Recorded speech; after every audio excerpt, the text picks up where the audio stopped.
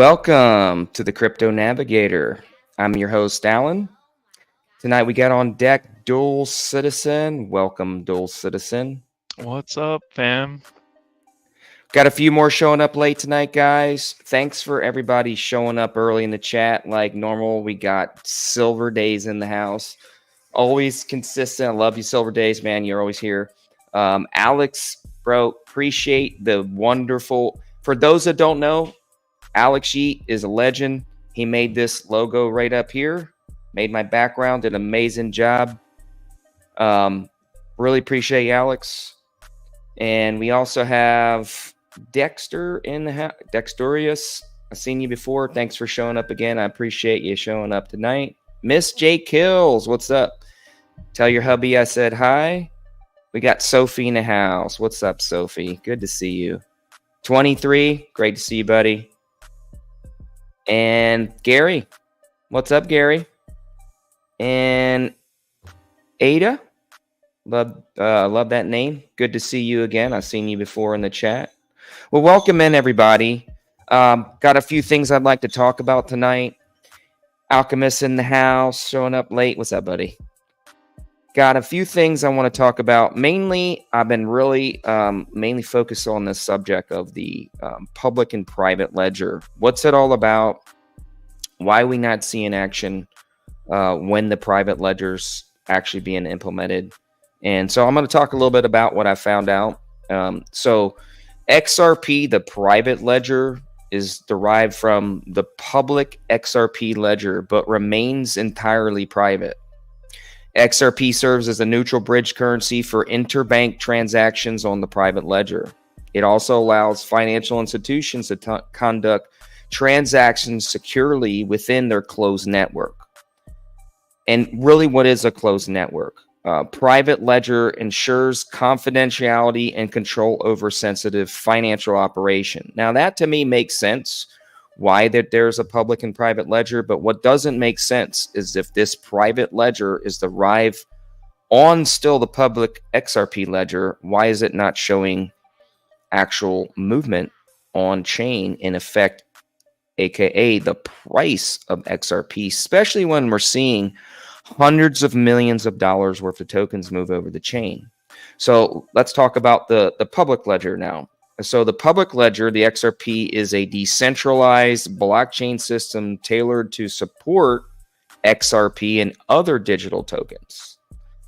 It acts as a digital ledger, recording and verifying transactions transparently, accurately, and immutably. We all know what pretty much that means. Those of you don't, definitely want to look up what immutability is. Validators. Talks about validators maintaining a ledger, ensuring decentralization. XRP serves as a native digital asset for value transfers for liquidity. So then I really wanted to get into what my concerns were. How is it manipulated? So there's lots of allegations. Really haven't found the real answers that I'm really truly looking for. So I'm going to reach out to the community tonight. After I'm reading this, I'll read some of the chats and post some of them out. So if anybody does have some more information on this, I would really like to know, because this is some information I think all of us should be sharing and literally trying to find out what is the cause. We know it's manipulation. So if anybody put that in the chat, I can't see it yet, but we know that there is manipulation and that this is eventually going to be totally public, and will be, obviously anything moving over chain will be affecting the market. But what's really causing the manipulation and how are they actually getting away with it is my question. So in summary, Ripple's private ledger caters to confidential interbank transfers, while the public ledger ensures transparent decentralization. But as far as the manipulation, allegations exist that the content behind Ripple's actions are still debated within the community. But what some people have allegedly said that that Ripple is collaborating with the market maker to influence XRP price. And that makes sense. How is it really, in my question though, as an incentive to XRP to do that? Maybe to gain more of the market share. I've really been trying to think about this and how that's, really feasible. got to be for more of the market share, because we're dealing with, now that I can take this off, I'll read the chat. We're really dealing with how much market share a token in this case can actually obtain to dominate the space, because we have over, I don't even know what the market cap's going to show and how many tokens are actually produced right now. But we know we're going to get down to the more than likely 1% of what's out there is actually going to make it when we actually get the utility phase. So the more market share they gather along the way is what I think is going to save them, and of course the actual use case. So let me read some of the chats here and see what you guys have put in here.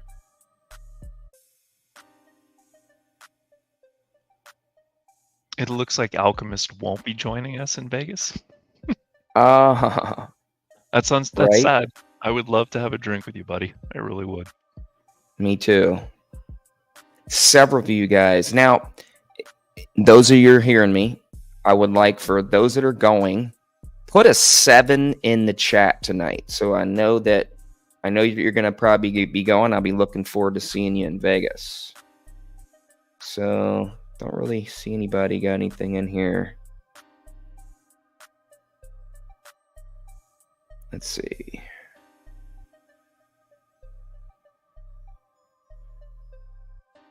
Sean will be showing up late tonight. I think I got a few texts from him. So, the thing is, we all know that eventually we're going to be switching over to the complete utility phase of the system. What surprises me is if blockchain is 100% transparent and immutable, why do we have and still have, probably always will have, this manipulation? And how can we get ahead of it and expose it? We have bright, intelligent people in the community that are just amazing, just have tremendous amount of information on a daily basis. I think this is something that will help us all in the long run, and obviously keep other blockchains that have that capability, transparent. Show us a few dollars. Right? So a couple other things I want to talk about. So this HBAR thing, I was so excited about HBAR actually getting this BlackRock adoption. And of course, immediately after, we have the tremendous amount of FUD to bring it back to 13 cents. How many of you out there put a 3 in the chat if you were going to sell your HBAR at 18 cents? Because I know I was. If I literally had a charged cell phone that I keep my crypto on, this is my story. I literally was going to sell about 25% of my bag. I even told people in the chat that I was going to do it at 20 cents. I could not get myself. I didn't charge it for like 5 days because I don't use that phone. And I always recommend this to anybody. I have a separate cell phone. I only have crypto on there. I don't have apps on there that aren't needed. I don't have anything on there. I don't even give anybody the cell phone number.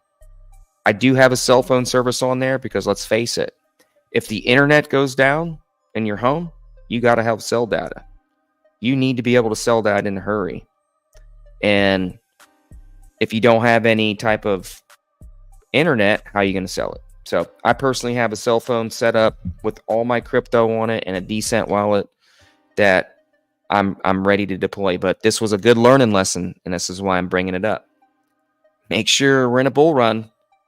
Make sure your device is charged, especially your hardware wallet, and make sure you do a couple test transactions, because some of these exchanges are going to KYC you. Again, they're going to make it very difficult for you to cash out, and you're going to be crying like I was for not selling 25% of my HBAR because I knew that shit was going to drop. And I know every one of you all here were thinking the same exact thing. So don't do what I did, and definitely take some profits. So Yeah, it's Dole, always a good idea. Yeah, I had the same thinking, right? When we were in the boardroom last night, I had in my IRA, I Trust Capital account up, I had the HBAR chart. I've watched it pump to 18 cents. And I thought to myself, okay, it looks like it's hitting overhead resistance. It's slowing down. The news has been out for several hours now. Like, how much higher is this really going to go when we're not fully in the bull run? And so I thought to myself, sell half my bag right now and get back in at 12 to 13 cents. And then I just got distracted. I didn't do it. And then by the time it started coming down into the 16-cent range. I was like, never mind.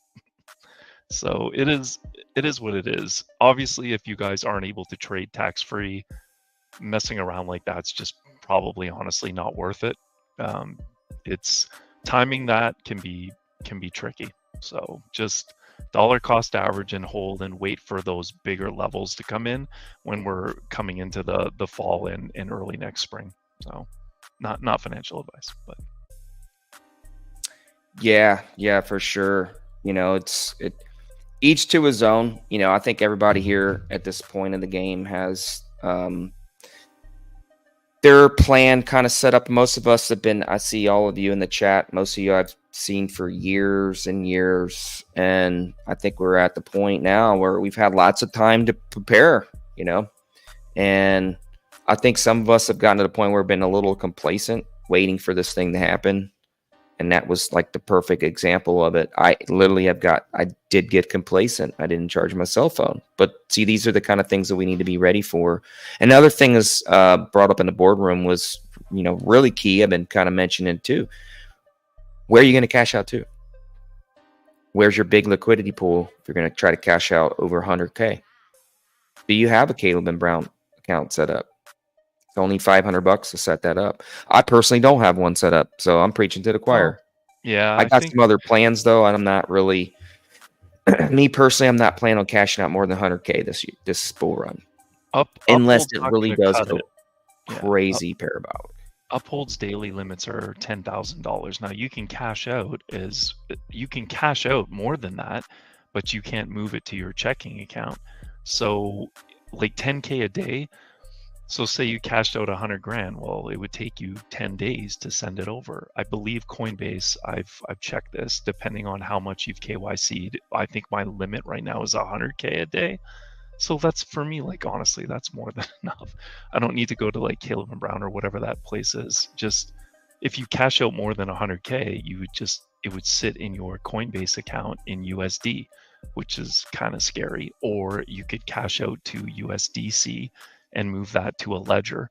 The problem with that is, unless you're doing it over the Stellar network currently, then you're going to be paying the Ethereum transfer rate. And I think the last time I sent some USDC to my Ledger X to test it, the transaction cost almost $10.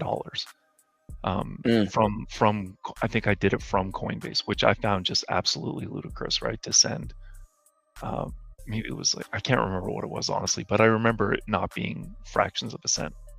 So hopefully that XRP Ledger stablecoin is around and up and limping by the time this bull market's underway, and we can cash out to that and just move it on into your Zaman wallets or just into any other XRP cold wallet. Yeah, I'm really curious how the Medico thing's actually going to work. And then or Uphold. So I'm really curious how with this acquisition of purchasing Uphold, obviously it's an exchange, it's a secondary sale, makes sense. Was it their plan to actually do the custody? Because like Coinbase is doing the ETFs for BlackRock and all the other ETFs. Why didn't Uphold get it? Because they're not United States?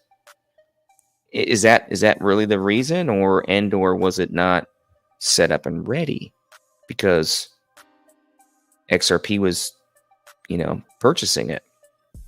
And why Uphold?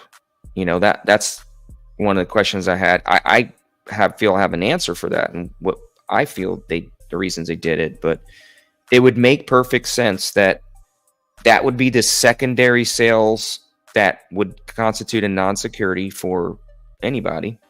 And then Medico would be the custody solution. But now, is Medico only for, and are they only designing it to be for institutional investors? Why not retail? I mean, essentially the sky's the limit with custody. Retail investors are still a market. Retail investors are still going to want some type of custody if they can afford it and or it's more feasible and safer for them. So that being said, some of these, like the stablecoin, for example,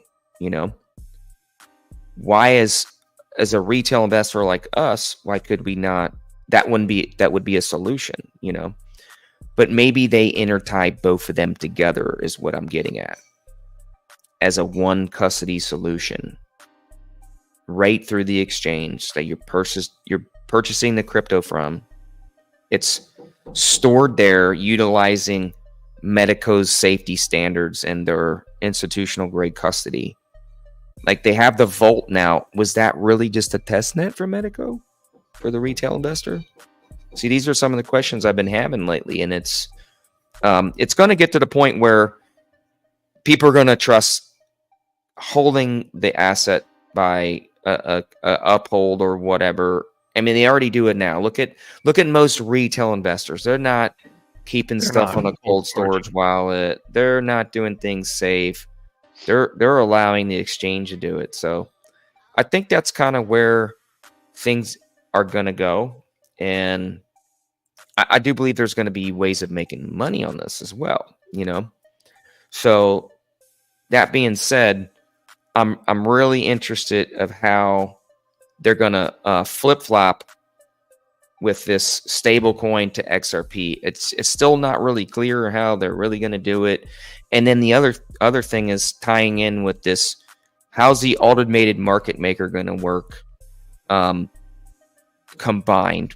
Is it going to work with Uphold? Are they going to utilize the platform of Uphold to utilize this automated market maker? So have you done any research on that, or no? Is that something that I will wait until other people demo that, but that for sure is on my list of things to do, is with some of the profits locked this cycle, whether it's into the XRPL stablecoin or USDC. I won't be moving anything into USDT, but pairing that with some of my leftover XRP, putting it into a liquidity pool and getting it on the automated market maker just to see how that works. Obviously, I'm not going to be the first person to do it. If I miss out on some of the early high percentage rewards because of that, that's fine.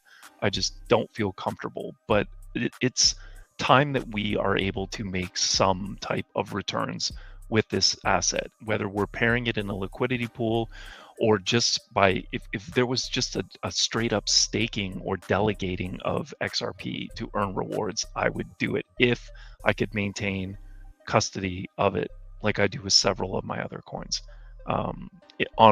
in my cold storage, and stake it or delegate it at the same time. But we need that. I don't know what that process is going to look like, but smarter people than me, I'm sure, will figure it out, and then I'll watch a video and go from there. Yeah, I'm in the same sentiment. I really feel that ever since I've been in the XRP, that this was going to be more of a buy, hold, and get passive income on. That was always my plan. Really, I would love to never sell any XRP, honestly. If I can get away with it, that is my goal. But realistically, probably going to end up having to sell some. I got plans. Honestly, I think it's smart. Yeah.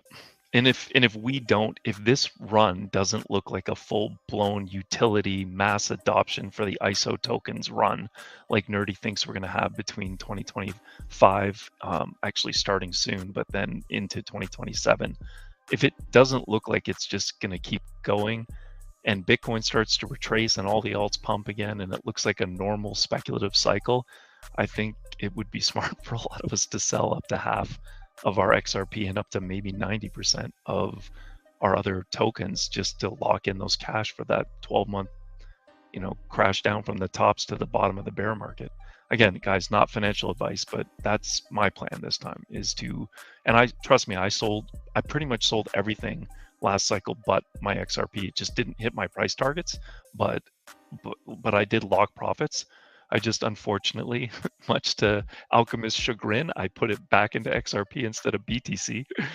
So here we are. But yeah, it's one of those things. You've got to make sure you pay yourself, guys. And nobody wants to go through another almost 4-year period and not have that cash on the side to buy the dip and or to pay for things. Yeah, definitely. I certainly did not take enough profits. I mean, I was watching that XRP price go up when it hit like $1.80. Everything in my gut was telling me to sell 50% of it. And, when you're a few years into crypto or a year into crypto, you're a newbie. You're still locked in your emotional state. You haven't gotten numb yet. Until you're numb, you're dumb. I'm going to say it like that because you get your emotions involved and you act dumb. You do dumb decisions. You sell too early. You wait and you don't sell at all. And, you just learn. I think a bear market for everybody's a necessity for a real savage investor, someone that actually wants to. What's up, Sean? Somebody that actually wants to do well in markets. I really think you need the education. And the education for most of us comes from pain and suffering. The more pain and suffering, unfortunately, the more you learn. It sucks, but I mean, that's the way most of us learn. So it sucked that I didn't take profits. I did take some, but just not from XRP, right? Yeah, no. that was. I sold 1,000 XRP in 4 years. That was it. Yeah, I've done some, like I've sent some to people and then instantly bought it, but I truly haven't. And I think a lot of people know on the show when I had to buy my car recently, when my old car died on me, I did sell some XRP, but I immediately replaced it in my IRA with profits from other coins that had already pumped this cycle. What's crazy is to see, and again, like XRP has done this too. We hit 73 cents, and in the last bear cycle, what was its low? Just sub 30 cents. So it did, and we did hit 27. I think it was 27. And we hit 94, 96 cents on July 13th when the case ended. So we have tripled, but like things like, well, now obviously HBAR, but things like Gala, there's other coins that have done it. Gala, GRT, Filecoin. I mean, if you were getting Filecoin sub $4, it went to $12 recently. So there was definitely room for locking profits in those coins if you were buying the bottoms. Yeah, looks like Drag Dubs ended up buying Shiba Inu a little high. That sucks, bro. I hear you. I bought some coins thinking that they were going to pump really well. To be quite honest with you, I like some of the coins that have done pretty decently this bull market. I bought really high in the last bull. I bought HBAR pretty high in the last bull run. I think I bought HBAR like 10 cents in 2021. And trying to remember the other one I bought kind of high. I don't think I bought XLM at 40 cents. Oh, okay, that's a little high. But HBAR, I bought some XRP at $1.12. Like when it was starting to run up. I didn't, we got so many things that have come out by influencers. Oh, Bitcoin Ben freaking came out and said, I don't see this thing lasting past, a certain date. And it would be crazy if they did. And somebody was on the boardroom was talking about Jeremy Hogan. Yeah, Jeremy Hogan's got this, April announcement or August, I'm sorry. Well, he said the same thing back in 2022 and basically said that, they would be crazy to drag this case out. They should just settle and, end the case. I don't see it going past summer or whatever. So he did kind of give a timeline of what he thought it was going to go, being the in guy that he is. But, as we see, the incumbents don't want it to happen. Yeah, and it's really about, look at the age of Congress. I'll just say it like that. Me and Fuma were talking earlier tonight, and he said something really smart and powerful. He goes, look, man, I work with nothing but, older people that make the decisions. And I'm the only one that knows about crypto other than a few people. And I'm in the IT department of one of the biggest IT companies, here. And they don't know about blockchain. So you get all these hype people saying this is going to happen in 6 months. And I don't think so. I don't see all these people getting on board with crypto in 6 months. It made sense. However, I do see innovation happen in 6 months. I do see price action happen in 6 months, but full adoption, I definitely think we're years away for that. I think Nerdy said, 2025, 2026. I think he's pretty spot on as far as a timeline. I just don't think we got like major worldwide adoption until really that later part of 2027, 2028. And mainly because we got congressmen that are old and, they don't move fast. They don't make decisions. The dollar's going to be collapsing. There's going to be a whole lot of political changes in our government and everything else. They're going to be majorly focused on other things. I do believe we're going to get stablecoin regulations in place. I think it's a definite. I think it's going to happen. And it's needed, as we all know. This year, or do you think that happens in 2024, early 2025? We get that stablecoin regulations? Oh, absolutely. I definitely think it's going to be in place by the end of this year. No question in my mind. Because it's the Amica's already set up in Europe. Most of the world's already got their crypto regulations set up or in the works. And, you can just go down the list. And we have countries that have moved off the United States dollar. So, we have 13 nations so far that have literally moved off the United States dollar of using it for, purchasing oil and commodities and things like that. I even said last night on last night's boardroom, I got a letter from MetaQuest stating in there, I read it out on the stream, but I'll read it again. It said in there, 5 European countries will no longer be accepting United States dollars payments on their platform. It was New Zealand, it was Switzerland, it was Denmark, and I got to look at the list. 2 more other countries. Denmark, Sweden, New Zealand. Oh my God. Anyway, 5 European countries. Now, keep in mind, this said a timeline too. It said May 22nd, which is less than a month away. So that's 5 countries that we know about that are not using the dollar for, let's just say Meta. If Meta's doing it, how many other companies are doing it throughout the world and will be doing it? And that's just companies. We've just talked about 13 countries that are moving away from the dollar. And how rapidly is that going to grow after, these countries actually are doing this in real time? So it's getting exciting. I still think it's going to take some time, though. We still have things that have to be set up in place. What's up, James? And I just see this thing dragging out as long as they possibly can. And, with so too. Yeah. There's a couple more of the ISOs that are still coming out as well. So we got the ISO 20022, and I've got the list that I got a little behind tonight, but so there's a list of ISOs that are coming out. You guys can look these up. So these are other adoptions that are coming to the traditional banking system that's being converted over. So we still have those coming too, and those are scheduled out in a timeline. By the end of 2030, all these have to be implemented. So we still have some of those things that are coming out, and I don't really hear anybody talking about those things. And that's another subject that I'll be bringing up probably on my next stream and going into the few of those things, because those are really important. Those are major milestones that are going to be have to be adopted to the current financial system.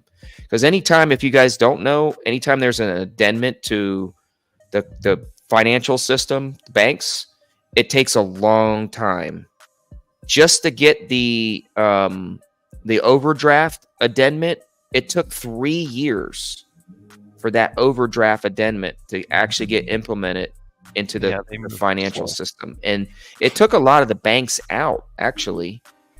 At that time, I can't remember how many banks there was, 300,000 or something. It went down to like 30,000 banks. And now we're way less than that now. So that one addendum took 3 years and wiped out more than, a lot of the banks. So just think about this ISO adoption and how of a ripple effect it's really going to have in the banking system. And we still, as I mentioned, there's several more of these ISOs coming out. So each time that these come out, these banks got to spend a bunch of money to get on board with these things and adopt this technology. So it's going to be very interesting moving forward. What's going to survive and how, literally. So we know blockchain is going to be a part of that, and I'm just really excited about how we as liquidity providers in the future are going to actually more than likely commingle with these banks, and for the first time in history, actually kind of really create a level playing field with these banks. So I'm really excited about that. What's up, James? How you doing, buddy? Good to see you. And Sean, what's up, Sean? You got something you want to share tonight, James? I'm sorry, brother. What's up, man? You guys keep talking. I just had Fruition, Chris, and Maya just reach out to me, and they want to do an interview with Fred Repulsely. So I'm communicating with all those guys right now. I'm sorry, man, but I want to make sure I come support the channel. So give me a second. I'm going to be right here. No worries, buddy. Appreciate you coming on. Sean, I know you had something you want to talk about tonight, and go ahead, Sean. No, I'm just saying, sure. Take care of this real quick. But I'll jump back on. Sorry about that. Sorry. So I agree with what you said, Crypto Navigator. I feel though that like we don't know what's going to happen. We're positioned accordingly, but we could have, like, Nerdy thinks there's going to be some type of a catalyst event that causes the adoption of this technology to accelerate.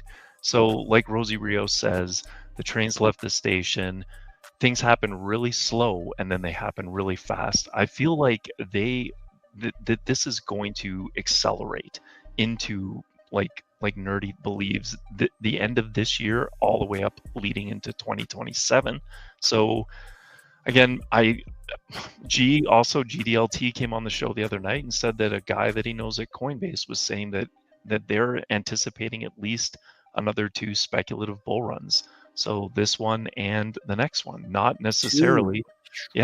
So this one and then the next one, and then maybe utility. So that would take us out to the 2030 timeframe. But I don't know. I just know that whether this is it, I'm locking profits. I don't care at this point. I'm taking money off the table more so than I did last time, and that's not financial advice to anybody. Just never sell at all, guys, obviously, but take some profits, lick some ice cream, as Bagman says, and treat yourself to some things that make money with money. Don't buy a bunch of liabilities, right? 6AJ. What did you say, buddy? I'm telling them to lick some ice cream this cycle, but not buy a bunch of liabilities with it, right? That's right. That's exactly it, brother. Buy some cash flowing assets, or hold it in cash and wait the 12 months until the end of the bear cycle, and then fire it back into things like Casper, Cosmos, things that are earning 12 to 14%. Put your money to work for yourselves, guys. Whatever you do, don't get the money and then spend it on things that you don't need. I think my friend shared with me recently these lottery winners. There was two different people that won the lottery. It was like tens of millions of dollars, and some of them bought private jets and cars for their boyfriends and all this bullshit. And then you've got the guy that didn't claim the lottery winnings for till he had his team in place, and then he went in, claimed it, and then his advisors were assisting him to make money with that money, and a few years later he had doubled, tripled his money. So just don't be crazy with it, guys. Yeah, you got to be careful, that's for sure. I mean, I'm going to buy a Porsche, don't get me wrong, but don't you know, don't those actually appreciate in value if you buy the right one. So exactly, you buy a car that is limited supply. I was just talking about this today at work. I've been planning my exit plan out for a while, and how I can take what little bit of money that I cash out and grow it. You know, I mean, that's really the name of the game. I would rather live off the interest that I make and live a more humble life and comfortable life than spend my assets. So my focus in 2024 is, how can I get set up? Like, unfortunately, I'm in a position where I'm not super financially, able to do whatever I want to do at this point, but I will be, no question. But setting up the irrevocable trust is my plan for 2024. For those that are looking to do some things, I'll tell you what I'm doing. I'm never going to give you financial advice. So just anything we say on this stream, anybody that's talking about anything tonight, it's our opinion. We're sharing our we're not sharing financial advice. We're sharing what we're doing with our finances only, giving you a perspective on what we see in the market and where we're thinking that the market's going to go and where we're hedging our bets, let's say. So I call myself the Crypto Navigator because I try to help people navigate what I'm doing. And if y'all like to follow along what I'm doing, great. And if you don't, do your own thing. That's on you. But I hope to bring you as much value as I can. And everyone here definitely brings a tremendous amount of value and share some of their strengths. So I love seeing great people like Dual Citizen, James, and DJ Sean coming on here, and Nerdy and several others that come on the stream and really share some value. And the chat, you guys, some of you guys in this chat I've seen for years, and you guys just drop some bombs in here. You bring some information while we're in the stream like I wouldn't even thought of. So it's great. And I do read all the comments as much as I possibly can. So if I miss one, I apologize. But you guys bring a tremendous amount of value to the team as well. So a couple of things that I wanted to bring up, and somebody had a really good comment up here. I was going to try to bring it up here.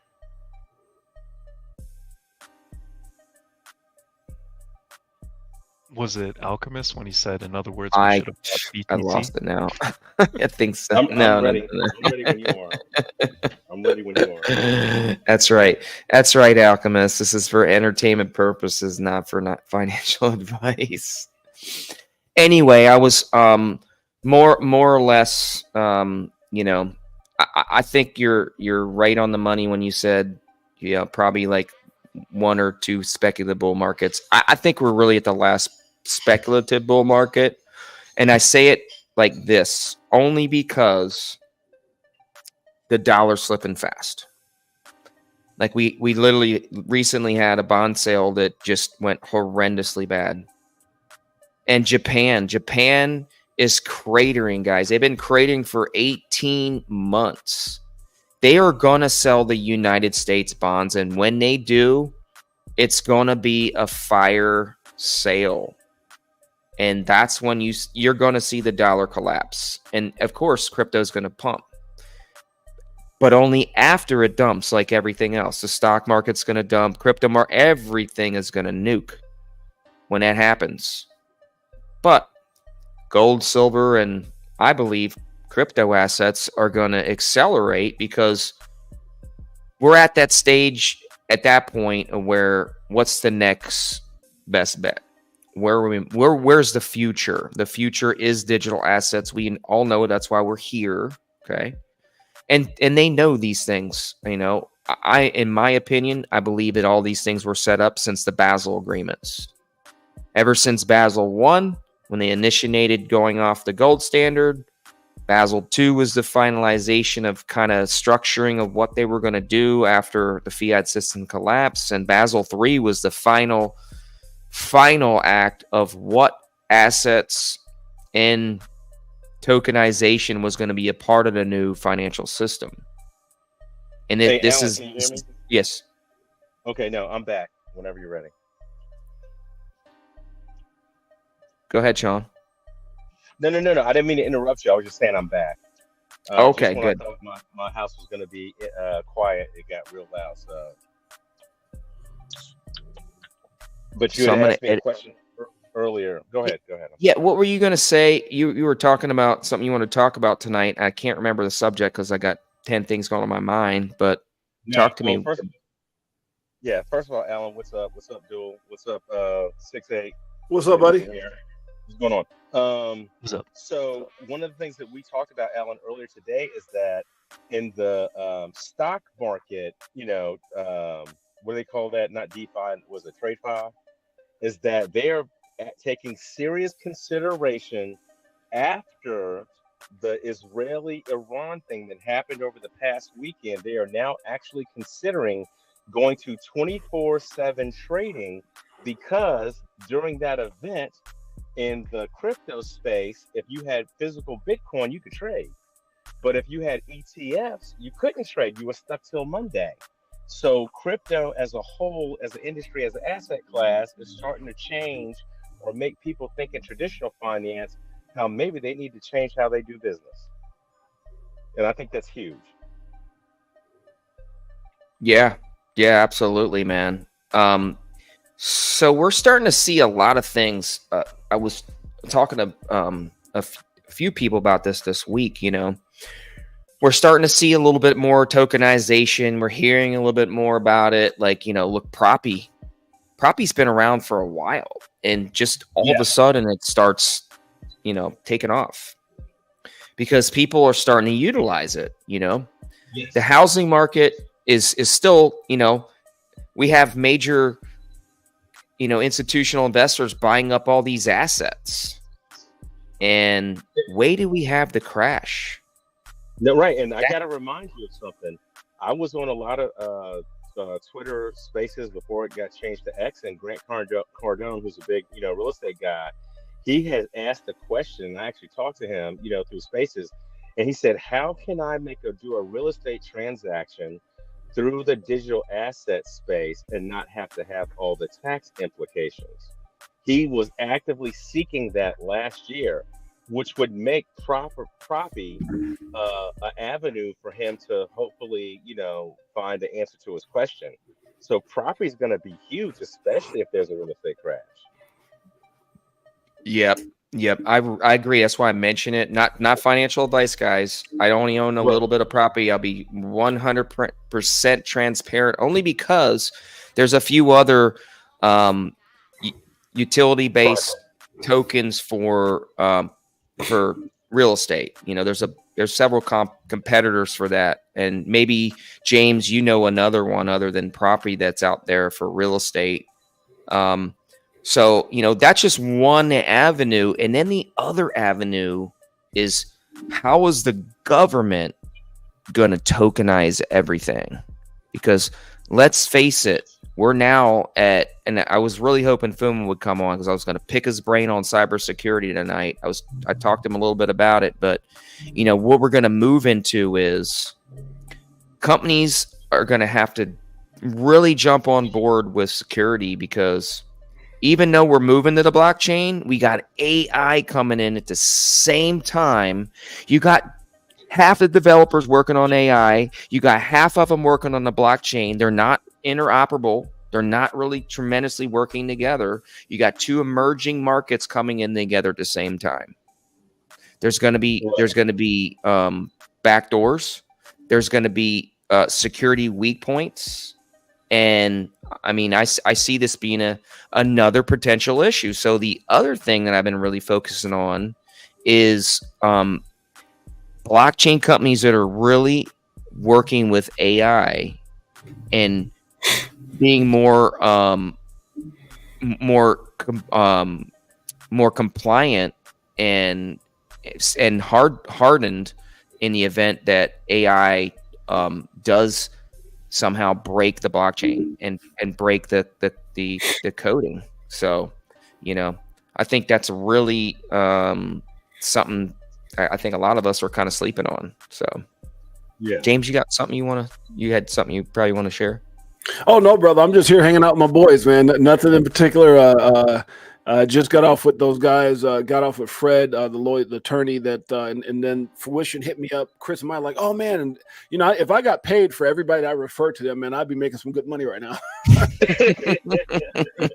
Like, yeah, they've had me connecting with several people, and so, yeah, definitely. But yeah, no, just doing a lot of messaging, and I definitely think there's a lot to be bullish about, and I'm excited to see how this all plays out, man. I think we're at a phase. What I've been telling most people is I think that ultimate curse of what XRP went through is now going to, in my opinion, going to be one of the greatest blessings. I think there's a lot of frustrated people.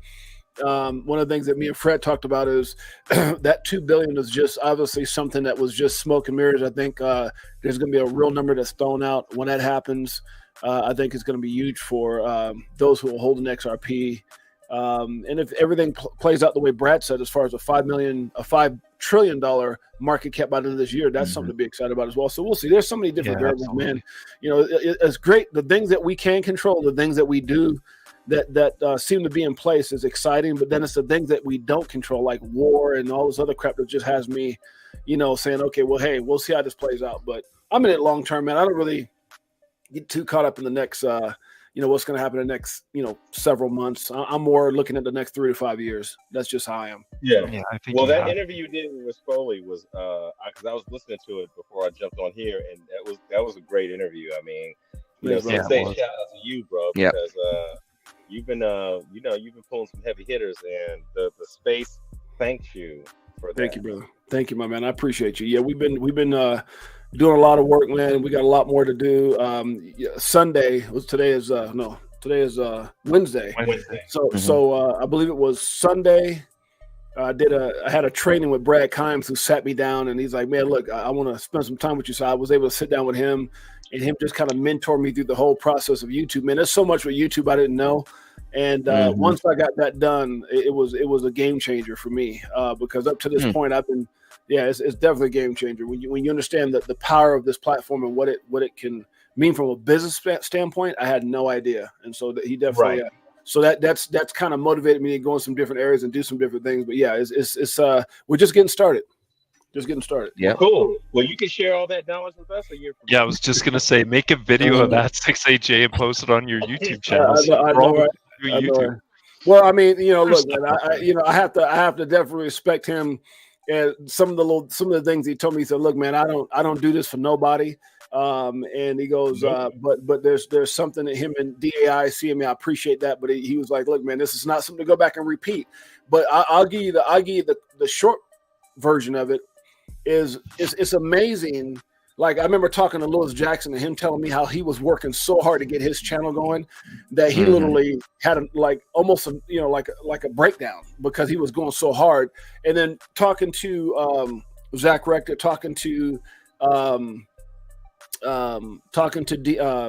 Kimes to see what he's doing, the formula in which he's using is crazy. And there's a certain way that all these guys I would imagine these guys operate. Once I knew, because it's like that thing that you don't know that they tell you how to take this to another level. I won't get into the conversation because it was private, but I'll just tell you that it's a hell of a business, man, if you do it right. And I remember asking him a thing. He says, look, I can't tell you that. He goes, but I can tell you this. It's like NBA money. And I was like, what? And so, yeah, once he broke it down, it was pretty awesome, man. It's pretty awesome. It's like the things you don't know, and you get on here, you try to figure out, and then when someone's willing to grab you and say, man, look, you got all the skill sets in the world to take this to another level and then share that with you. It was probably one of the most humbling things in the world for me, because I'm always a guy who gives. It's rarely that somebody does for me without asking for a damn diamond in return. And that's probably one of the first, I would say that's probably the first guy in this space that gave me a multi-million dollar, put me up on a multi-million dollar game and didn't ask for nothing in return other than, man, you're a good dude. And I was like, wow. So that was shouts out to Brad. Awesome. Are you gonna get a chance to meet him, 6AJ, when you're in Vegas? Oh yeah, no, or have you already met him? No. I was there last year, but this year, like him and DI want to, we're all gonna be in the mix, and it's gonna be a different thing. I went to the event last year. This year, I'm gonna be definitely doing some things with those guys. So I'm excited about it. When you give him a hug, dude, just be careful. He's gonna come up to your navel. That's funny. He's pretty short. Yeah, I don't know how. I don't know how tall he is. I know Zach said he's like 6'5", and then Zach is not 6'5", dude. He's 6'3". Well, 6 something. Maybe it's 6'3". Yeah, and he's then 6'3". there was somebody else that was like 6'5". Then there's somebody who's like 6'2". So Bearable Bull. I'm bringing a tape. Bearable Bullocks is about 6'2". He's my height. I'm bringing a tape measure, man. You guys are all lying. We'll see if you're 6'8", Jay. Oh well, the difference with me and somebody else is that when I played my pro, I've been 6'8" since college, so that ain't gonna change nothing. And we're all shrinking, dude. I used to be 6'3". Now I'm 6'2 1/4. So. Nah, I've had people tell me I've gotten taller. So yeah, I don't think I still claim 6'8". But it's funny because when I was in college, they said I was 6'9", but I don't like odd numbers, so I just said 6'8". So that's what I'm sticking with. Yeah, well, look, 6'9", welcome, dude. hey, James, welcome to the XRP community, bro. Because I've got, I've never had a personal conversation with Brad Kahns or DAI, but Brad Kahns used to do a live stream show, and he would have a burner phone and have people call into the show, and I used to call in all the time. And I can tell you from that experience that that's a good dude. And yeah, they are good dudes. He's about business in a sense, and a lot of the younger people in the space didn't understand, back in 2018, 2019, but I did. And so, yeah, it was only just a nuance of a couple things he said about, having a company and buying stuff overseas and having to make, currency transactions and the changes. I mean, that's stuff that most people don't know about. So yeah, that's how a lot of those guys. That's how he That's how he knows about getting paid, like as far as times and speed and all that stuff. That's what really I think led him into being super bullish on XRP as assets, because how long he had to wait for his money. So he told me that story as well. Yeah, it's crazy. Correct. So yeah, so I'm glad you're here, bro. That's all I'm saying. Yeah, appreciate you, brother. Appreciate you, man. A lot of these guys, man, they're 1,000 times cooler off camera. So they're cool on camera. Is that right? Oh man, they're 1,000 times cooler off camera for sure. Well, I can say that about you, Jay. I appreciate it. About you having a phone conversation, and I'd like to have another one about another part of business not related to crypto at some point. Yeah, appreciate maybe when you get back from your trip. Yeah, absolutely, I appreciate you, my man, for sure. Done deal. So you guys going? You going to Vegas? I know you're going, right, Navigator? Are you going Dual and Jazzy? Yeah, we're not going to the main conference, but we're going for the Bagman Moon Party. But okay, we might swing by the MGA Grand just to see if I can't see a few people and say hi and thank you for the contribution that they've all made to the space. And not any of these YouTubers have they've impacted me and kept me sane during this time. That and Alchemist, obviously, but I think that it's like none of these people introduced me to this. I was in the space long before, I got in in late 2016. So, but we need each other, because I think I would have gone insane, honestly.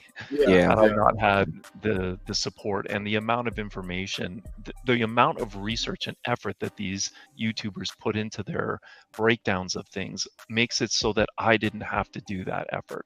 So I'm all about, other people's efforts, other people's money. It's just, you got to be smarter. And if there are people out there that are going to put the work in, then why not take advantage of that and weed through it and save yourself some time? If it weren't for 2x video speeds on YouTube, I couldn't consume the amount of information that I consume.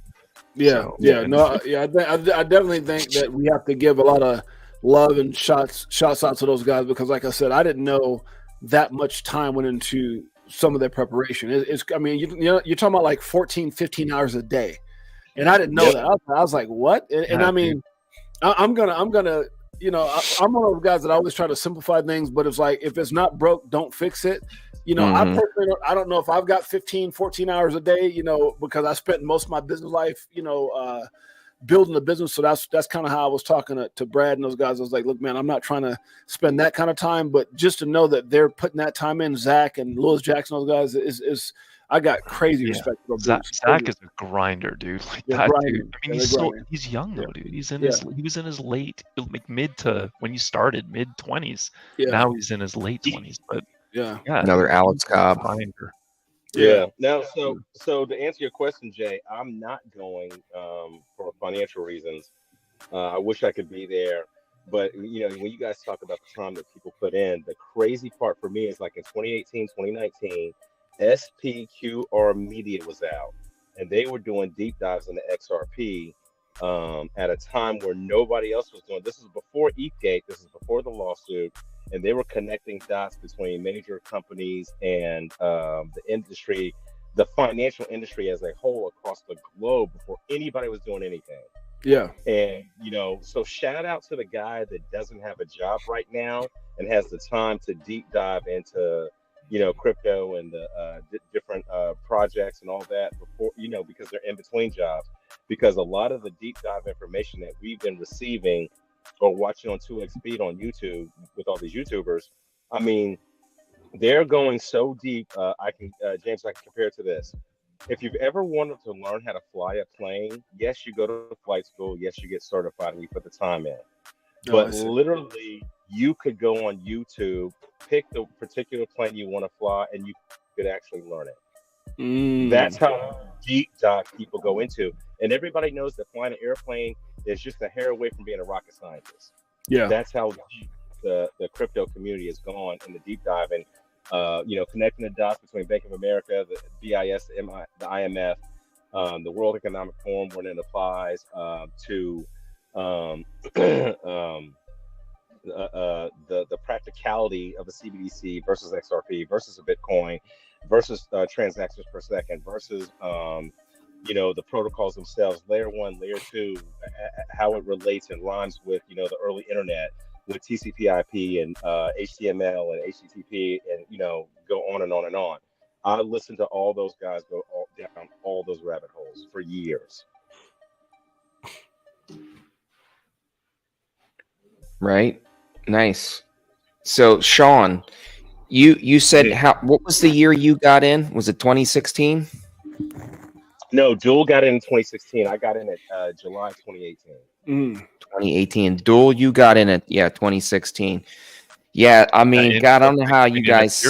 Not XRP. I've told this story before. My friend told me about XRP at a poker party at 0.5 cent, and I told him that was the banker's coin. And I wasn't going to buy it.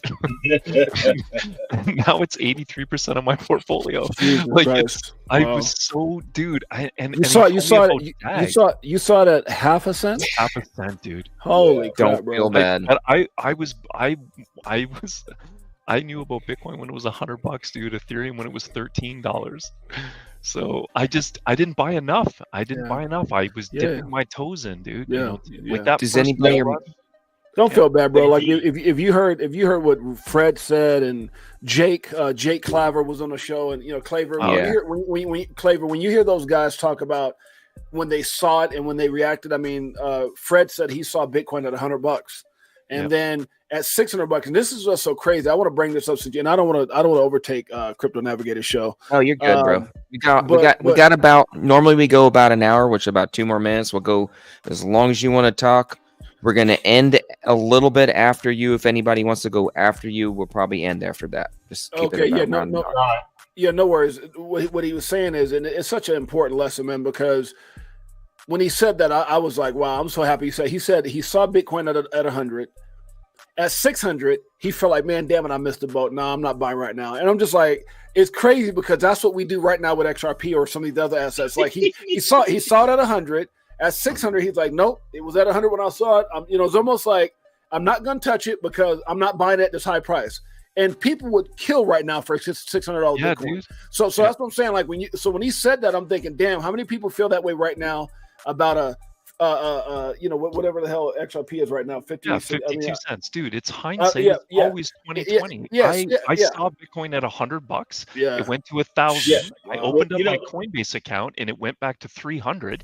And I said to myself, I was like, I'll wait till it hits 100 again. Man. I FOMO'd in at $1,200, dude. But that's the problem. That's still dope. That's still dope. But I didn't buy enough. I only bought like 3 or 4. Right? That was when I lost to it. Like a moron. But that's the problem, guys, is that we come from an era of traditional finance where things don't move up and down like that. And just to be clear, I got in at 2018. I started asking about Bitcoin at 2015. Yeah. I couldn't find anybody to tell me anything about it, including one lady that was a friend of my wife's, and I heard that she was in it. I called her and asked her. She's like, I don't know anything about it. My boyfriend told me to get in. I got in, and then I sold because they said they were going to shut my bank account down, and that's as far as I could get. And I was asking everybody, and I specifically asked younger people because I was, in my late 40s at the time. I was mid 40s. I asked younger people because the younger people would know about it. Couldn't find anybody. And I tried to ask older people. The older people were like, "No, you can't. You don't want to get into that. That's fool's gold, and you're going to lose everything." Blah blah blah. And then finally, and I've told this to Alan before, is that I ran through an unfortunate situation with work, and so I wasn't making the same money for a couple of years. So I told my wife I can't afford Comcast cable at $400 a month. So she's like, "Okay, we'll just get AT&T and just get internet instead of the internet phone and cable package." The guy that installed the internet ran me down the rabbit hole within a course of about an hour. I mean, he's the one that introduced me to DAI. He's the one that said you need to buy, you need to go on this exchange to buy Bitcoin and transfer it to this exchange to trade it for XRP. XRP wasn't even on Coinbase yet. No, dude, we used to have to send ETH from Coinbase to Binance to get it. If XRP Chiz had a song about it. Yeah. Yeah, I did Bitcoin to Binance to trade for it, and so I went down the whole rabbit hole, learned how things work, learned about cold storage, got my first ledger, did all that stuff, like it was the wild west, and accumulated, and kept accumulating until I felt I had a decent bag, and then later on I found out that the bag size I had. I mean, at first it was like, hey, if I can get 1,000 tokens and it goes as high as Bitcoin, I'm great. But then I'm like, well, I made it to 1,000. Maybe I can get 2,000. You know what I'm saying? You just keep going from there. Yeah, I mean, with the amount of time that they've given us at this point, I mean, we've all need to count our blessings that we've had this much time to accumulate this asset at these prices. Honestly, like Rao says, don't F this up, right? Like, guys, buy it and hold it and forget about it. And then just like Bitcoin, we're going to be looking back 5 years from now and be like, wow. But just why did he say never that? Sell it all. That's what I want to know. He understands emotions. When he said that, he said, "Don't F this up." He knows people are going to F this up, dude, because that's what we do. We base our decisions off emotions instead of logic, and we sell too soon. We sell it all at the lower prices when we should be holding. No, that's human. Look at this is what I'll say, man. I don't want to cut you. I know Alan's got to get out of here, but why did he say that? And I agree with Dole.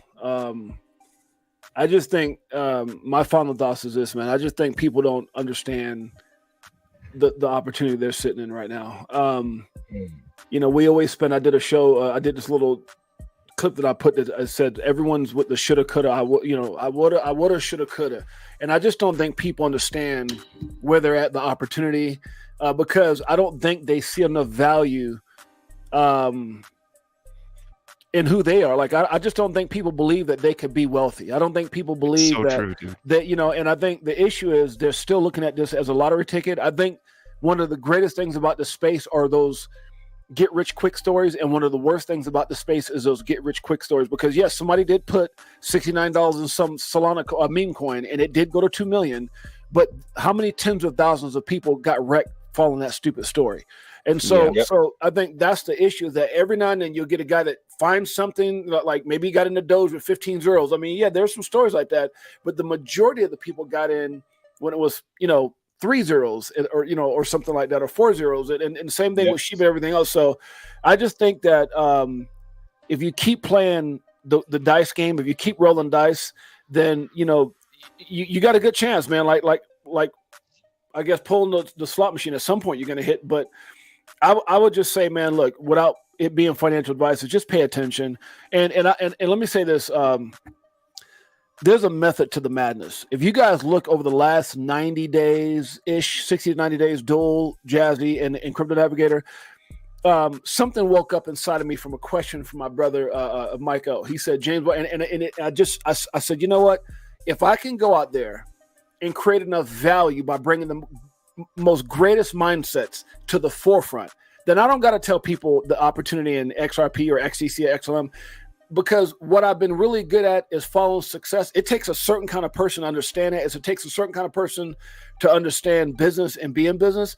But if I can put enough phenomenal people at the forefront, then even if people want to do this half-ass and follow someone, at least they'll get that validation from the people I'm bringing on. So that's why I'm bringing these incredible people to the forefront to say, look at what Jake is saying. Look at what, I mean, everything from a guy in a mask, like my man, or what is it? Bearable. Bearable Bull, but there's another guy with the Spider-Man mask I brought on. Mr. Man. Mr. Man, I'm bringing on lawyers. I'm bringing on multi-million-dollar business guys like Jake Claver. So I'm trying to do that to create a sense of validation. So if you're going to keep, at the end of the day, when it explodes, the last thing I want somebody to do is contact me and say, James, man, why didn't you tell me? You know what? Bull crap. Go look at my show. That's exactly what I was trying to show you guys, not out of my mouth, but the people that had enough respect for me to come on my show. And it's been a crazy effect of people that are reaching out right now.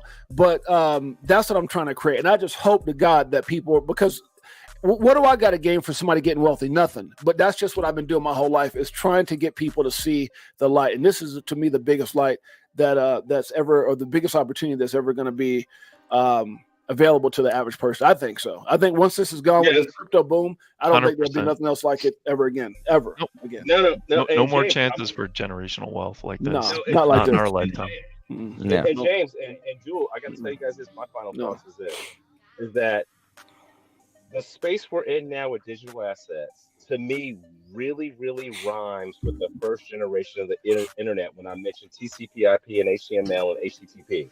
If we had the opportunity to invest in the token scenario into those protocols at the base layer, when I would explain this scenario with crypto to other people, I said, imagine a system that grows so big that you can get paid 0.5 cent for every time some phone sends a text message.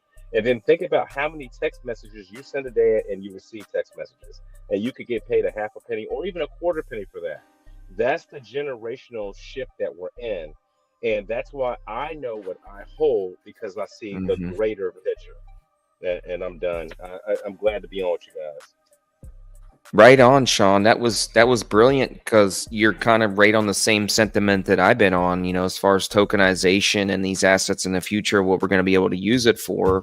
I was mentioning to one of my really good friends, I'm you guys, and some of you know, I own Terra Luna Classic. It's like what I call my Hail Mary coin. Like, it's been prophesied that this coin is eventually going to come back out of the grave. And I'm cool with throwing a few $100s to see if that's going to happen. Because, I mean, that's just kind of where I'm at right now in the game. Because we know meme coins run for no apparent reason whatsoever. Just people throw money at something. And, I'm on the assumption, no matter what, if I've got, let's say, 3.6 million of those Terra Luna Classic tokens, that could still be utilized in the future. If this blockchain innovation is really going to happen, we're really going to tokenize everything, why could we not use that for anything we technically want? Like, if I want to send my friend James here a loan for 368 million Terra Luna Classics that I assess at any value that I want, I can assess that value at $5 for every Terra Luna Classic that I send him. I can loan James those Terra Luna Classics at 1% interest. And James could essentially loan that back to me at the same percent interest. And potentially, this is one thing I'm bringing to the community, if anybody's got this insight, not constitute a financial transaction or a cash out transaction. So that is not a taxable event. So some things like that, you have to look at the future of what you could actually utilize some of these things for. So I'm saying this for a reason. There's some projects out there, many of us have bought, that haven't done nothing. It's a dead coin. It hasn't done crap.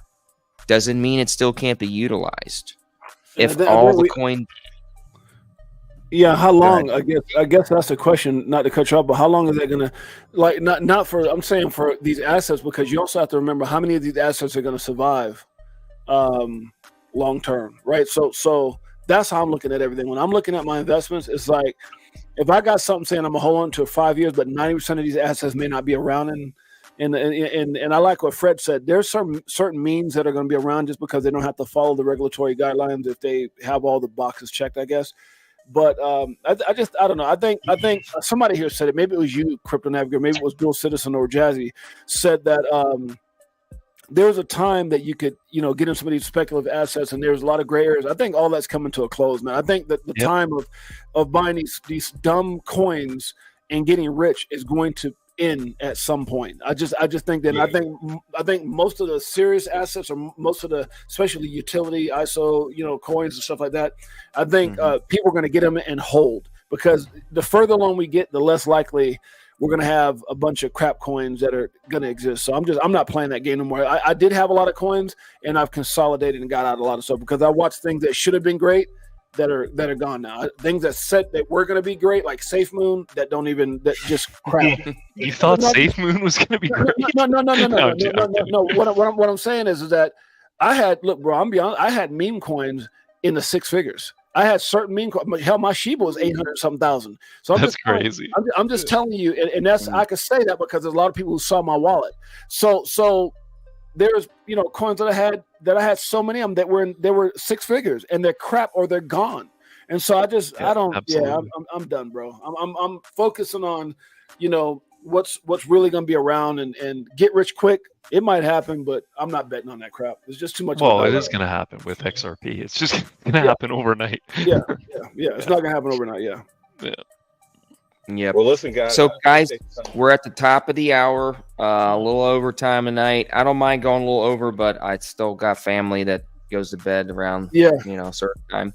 So, listen, I appreciate everybody showing up tonight. Shout out to the chat. Chris, I see you in the chat, brother. I appreciate you showing up. Tyran, Alex. I saw a few others that I didn't mention in the chat. Miss Kills, Drag Dubs. And I'm going to go ahead and end the stream, guys. Before I go, please hit the like. Share this stream with others if you get some value out of this. In the comments below, any of the YouTubers that come on here that have their own channel, like 68J here on the bottom, tremendous YouTuber, brings an incredible amount of value, guys. You got to go back. If you don't know who 68J is, it's Crypto for Life, as in his title. He's had some tremendous powerful interviews with some of the most influential people in the community right now. So don't miss out on his channel and some of the people that he's really brought on. And a few others that have come on my channel are going to be in the chat. So also, I'm not monetized. YouTube does cost money to do StreamYard. So if you guys feel like you get some value out of this, you'd like to donate to the community here, as far as my channel, in the chat here, there's a little buy me a coffee little logo in there. Just scan it with your QR code, and if you feel like generation or donating anything to me, the channel, I would appreciate it. And thank you guys for showing up tonight. I really appreciate the collaboration we had. 68J, Dual Citizen, Jazzy, and thank you, chat. And everyone, we'll see you next Wednesday. James, would you mind real quick shouting out the nights that you go live and your schedule right now? Oh, brother, it's I appreciate everything that you said, and it's so chaotic. I try to do 12 p.m. Pacific Standard Time, 3 p.m. Eastern Standard Time, but then I also do 5 p.m. Pacific. I leave gaps for my guests, so it's either 12 p.m. Pacific Standard Time, 3 p.m. Eastern Standard Time, or 5 p.m. Pacific Standard Time, 8 p.m. Eastern Standard Time. But now I'm also going to be doing, because of what Brad has taught me, I've got to do recordings every single day. So, I mean, it's just, God bless you guys. Thank you for doing the show, but I'm about to change it all up because of what I was taught. So, yeah. Wait, you still gonna do ladies' night though? Oh, yeah, for sure. Yeah, Yeah. But I've been so busy, I haven't advertised it. But I got all the ladies that hit me up saying, "Are we gonna do it?" So yeah, I'll probably work on that tonight after I kind of decompress, and I'll get a thumbnail out probably tonight. If I shave my nipples and my legs, can I come on to ladies' night? Yeah, hey man, yeah, hey, why not, I brother? would love to hang out with you in the ladies' night. Yeah, I can't. He won't be a dual citizen. He'll be a dual person. Yeah, I can't discriminate, bro. That ladies' night is freaking genius. Thank you, brother. Yeah, I got to admit it's a good idea. Thank you, brother. I appreciate it. I agree. And then hanging with the fellas on Saturday. Come on, man, you can't beat that. Yeah, there you go. Sure. There you go. Yeah. Well, you guys will all be able to meet my brother and my son. They'll both be on this Saturday. Nice, cool. Nice. Mm-hmm. Unfortunately, I'll be working on Saturday, but I'll be tuning in the chat, man. I love But it. everybody, listen. Have a great night. Thank you all for tuning in, and we'll see you guys on the next one. All right, take care, everybody.